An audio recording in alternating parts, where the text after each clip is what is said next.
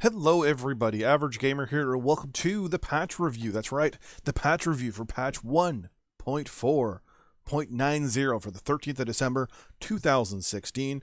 Couple things I want to get off my chest. First off, this patch is going to be multiple, or this patch, I'm going to break it down into multiple different videos, mainly because there is so much to go over. In this episode, we're just going to kind of breeze over things a little quickly, just for people that really don't want to just care too much, we'll say. So overall, in this patch, we have the new changes to faction play. Basically, they're grouping the queues together and kind of lumping everyone together to make the the quote unquote reducing the buckets. They're also changing the way the way the actual game itself plays out when it comes to faction warfare. Now it's multiple different stages. And for the first few stages, it's actually going to be the quick play map. So you got skirmish, conquest, assault. They're actually now going to be included into faction warfare. Invasion is the last stage, when one team or the other has a significant portion of a planet, which I'm actually rather excited for. I'm actually pretty excited for that. Another one is the new escort mode. The new escort mode is coming out. I'm looking forward to this. Basically, what you do is you escort an Atlas, and you can see in the picture here, this guy right here. You escort the Atlas from location A to location B on the map. Team A escorts. Team B has to hunt it down, kill it, and destroy it. They've added turrets, scanning towers. I believe there's UAV towers as well. Yeah, there's ECM towers, radar. I'm actually very impressed with those as options. The next one obviously is the Marauder 2C as well. The Marauder 2C is coming out on Tuesday. It's also going to be available for MC as of March 17th and C-Bills as of April. If you haven't seen my video on the scale version of it, it's pretty much almost the exact same size as the current Marauder. It just looks a little more sleeker, a little bit more curved, and a little bit more cleaner. Basically, it looks like an upgraded version, like the next variant of a car. So cars over time get more smoother and get a little bit more those edges taken off, the rough edges. It's exactly what they've done with this. Also, the Steiner Coliseum is being released as well, 1v1 map.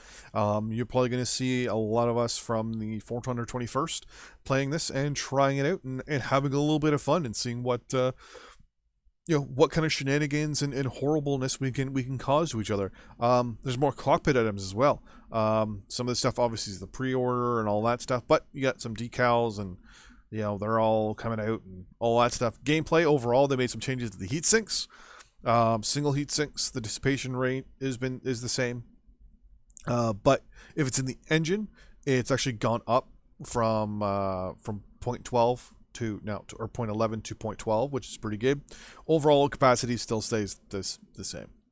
The double heat sinks, now this is all for that was single heat sinks for both clan and innersphere. Double heat sinks, on the other hand, are getting changed up a little bit. So now when you have an external heat sink, like in the arms or torsos or anything outside of the engine, the dual heat sink now dissipates instead of 0.14, and now goes to 0.15. So you're going to be burning off that heat just a little faster. Now the dissipation rate as well for the engine heat sinks stays the same if you put them in an engine. Capacity overall though for heat sink has gone from 1.1 to 1.5, so almost half it's gone up by per double heat sink. So thumbs up to that. I'm impressed. I'm happy with that. Overall, clan heat sinks. The main thing here is the overall capacity as well has gone from 1.1 to 1.5 for the double, and the overall health has gone down though for clan heat sinks. Double heat sinks. Sorry, it's gone from a health of 10 to a health of 6.6. So you're gonna lose those heat sinks a little bit more often. Just so you know. Ballistics, they've also made changes to those, so you got autocannons and Gauss and all that stuff has been changed. They made some changes to the machine guns. They're a little bit more accurate. We'll go way into this later.